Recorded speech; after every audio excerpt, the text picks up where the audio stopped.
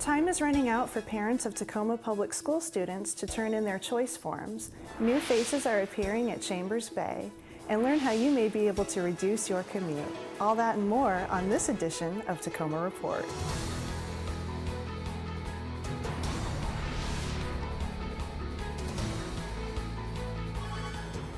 Hello, I'm Anita Gallagher. A new city ordinance supporting work-live development was recently shared with the community. The ordinance will provide mixed-use development that will eliminate the need to commute, provide affordable work and housing space, and encourage entrepreneurship. There are currently several work-live projects being built in Tacoma. The Station Artist Lofts, Valhalla Hall, the Kellogg Sicker, and Poshert buildings, and other affordable and mixed-use projects will soon be available for lease. Mixed-use development and Tacoma's commitment to economic growth might be two reasons the city was recently identified by leading housing economists as one of the top 10 real estate markets to watch in 2016. The 5 primary criteria included an increase in jobs over the past year, low vacancy rates, high affordability, more inbound home searches than outbound, and a large share of millennials. This means Tacoma's market could be poised for more real estate activity this year. On February 1st, the paid leave ordinance and the first increase in the minimum wage took effect in Tacoma. The paid leave ordinance, which was passed by the City Council last year, provides workers in the city limits the ability to earn paid time off that can be used for health and safety issues. The first wage increase raised the minimum wage to $10.35 per hour. Tacomans voted in the November election to approve a $12 per hour city minimum wage to be phased in over the next 2 years. To learn more about either topic, visit the city's website. There has been an increase in individuals and families who are experiencing homelessness in the region. Megan Snow has our next report about how one local organization has been expanding its services to help. Established in 1912, the Rescue Mission provides emergency shelter, food, and services to people who are experiencing homelessness. The Rescue Mission's mission is to create a venue or an avenue for folks to heal. So our statement, is our help, hope, and healing. And we feel that folks need to have help and hope, but you can only get to the hope through healing. In our men's shelter downtown campus, we have a 80-bed dorm where men sleep, and we also have a day room which sleeps 36 men on a mat or cots, and then we have at this point in time when we have our inclement weather season, we are sleeping more men in our dining room than we are in our dorm. When folks come here, we build a relationship with them, and we want to get to know their stories. I mean, what brought you to homelessness? Not necessarily what brought you to the Rescue Mission, but what brought you to homelessness, and then work on those issues with them to help them get, again, healed to move in a different direction than the direction that they came to us in. The Rescue Mission's 4 campuses and 71 employees strive to create an environment that is welcoming to people who need help and services. It's very supportive. Me and my family was, homeless, and we came in here. Like I said, when you first hear the word homeless shelter, you get all these weird thoughts. But I got a warm feeling here. The staff is real, helpful, give you direction and hope. There's a lot of resources, for whatever you're going through in your life. They have an answer and they have a direction for you. It's a very good source. If you are interested in how you can help, you can visit the Rescue Mission's website. For Tacoma Report, I'm Megan Snow. The City of Tacoma partnered with the Rescue Mission, as well as the Salvation Army and Community Youth Services to expand shelter operations through the inclement weather season. After the break, Associate Planner Stephen Atkinson will join me in the studio to give an update on the comprehensive plan. Don't go away.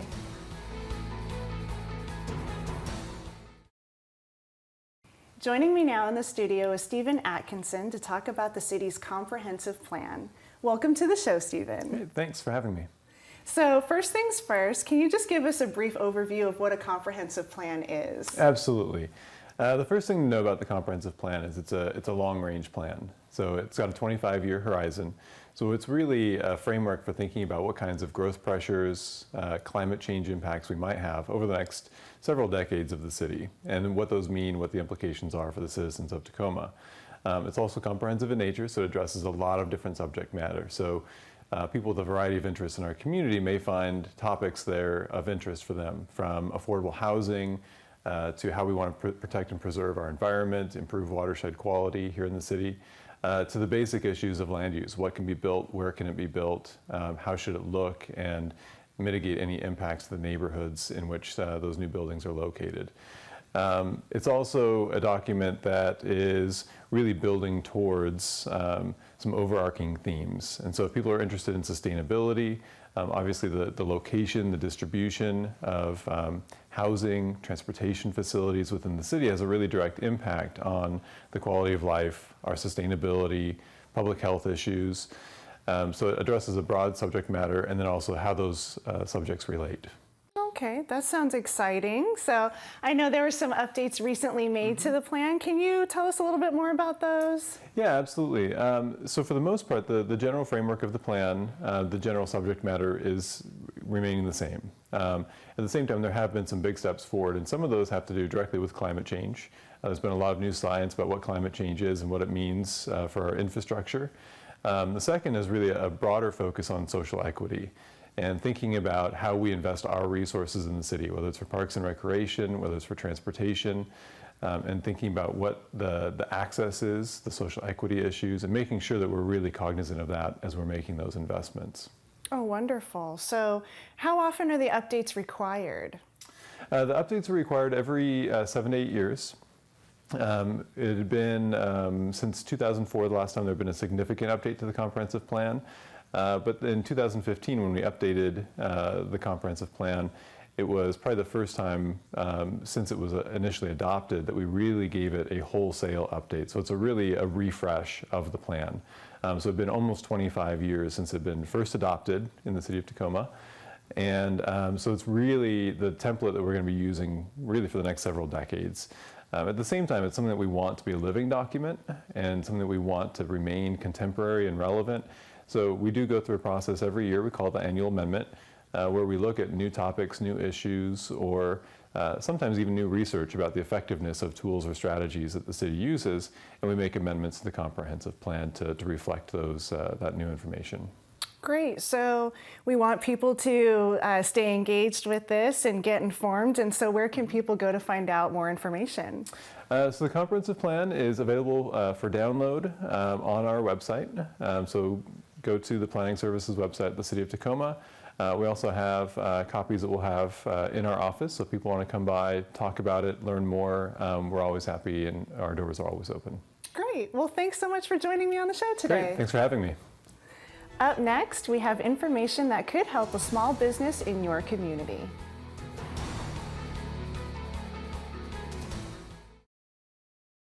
The city, in coordination with the Tacoma Community Redevelopment Authority, has roughly $1 million in low-interest financing available to help Tacoma's small businesses grow. Loan amounts range from $25,000 to $300,000.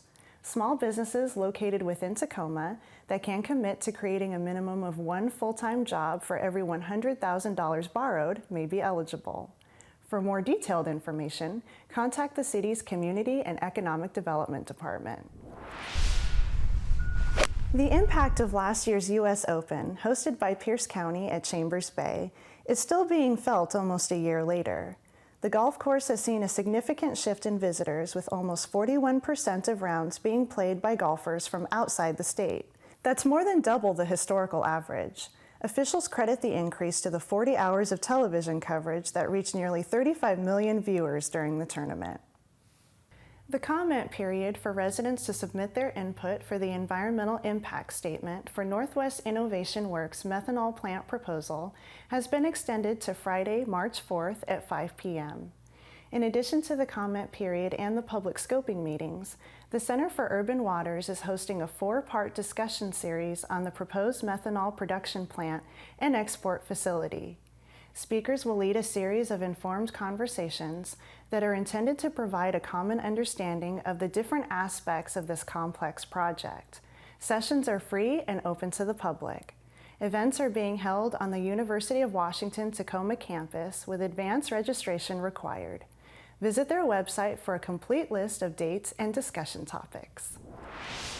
Customers at the Tacoma Recycle Center have probably seen the signs directing them to the temporary recycle collection.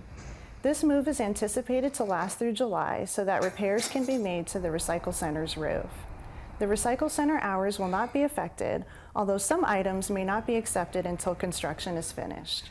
For a list of items currently accepted and alternative locations for recycling, visit tacomarecycles.org. When we come back from the break, we'll find out how the Tacoma Police Department is solving old crimes with new technology.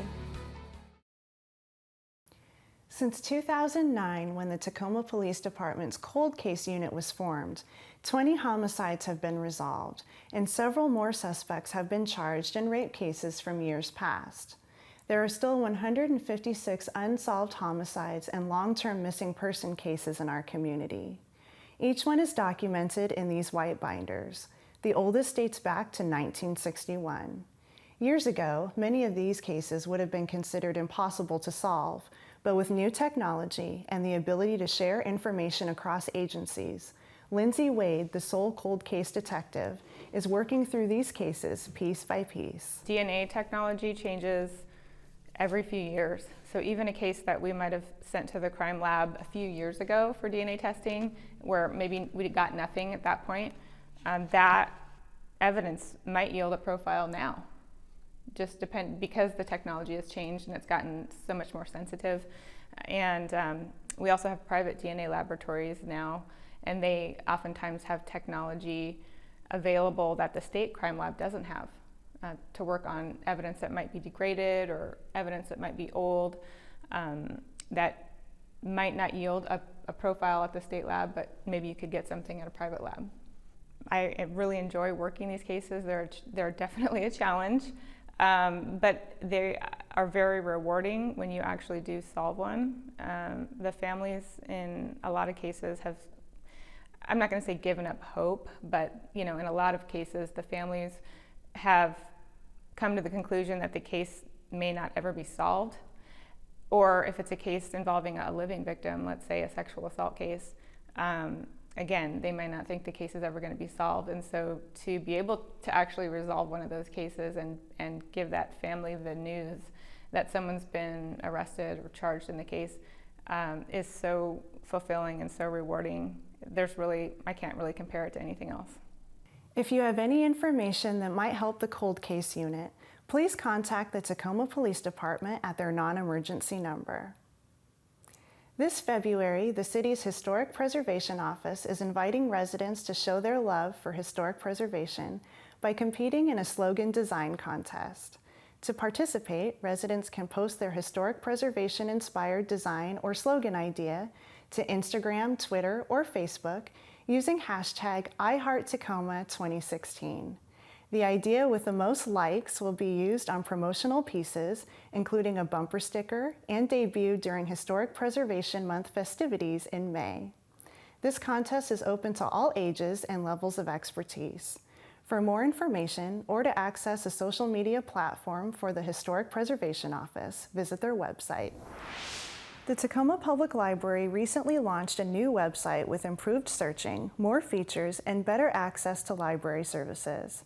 They've also created some videos and tips to help you make a smooth transition to your new online experience. Please remember to delete your bookmarks going to their old website, as they will not work anymore. You can check out the page at tacomapubliclibrary.org. The Moore branch of the Tacoma Public Library, in conjunction with AARP, is offering free tax assistance to seniors, low-income individuals, and families on Wednesdays through April 13th from noon to 4 p.m. The branch is located at 215 South 56th Street. Assistance is provided on a first-come, first-served basis, and capacity does fill quickly. Be sure to bring a government-issued ID, your Social Security card, all relevant tax documents, and if possible, last year's tax return. Parents and guardians who send their children to Tacoma Public Schools have the opportunity to pick the school that best meets their child's needs based on programs, learning styles, and other environmental factors. Grades K through 5 transfer or choice applications are due March 1st, 2016. Visit the Tacoma Public Schools website for more information. That's all the time we have on this edition of Tacoma Report. A great way to find out about the services the City of Tacoma has to offer is by going to cityoftacoma.org. Until next time, I'm Anita Gallagher.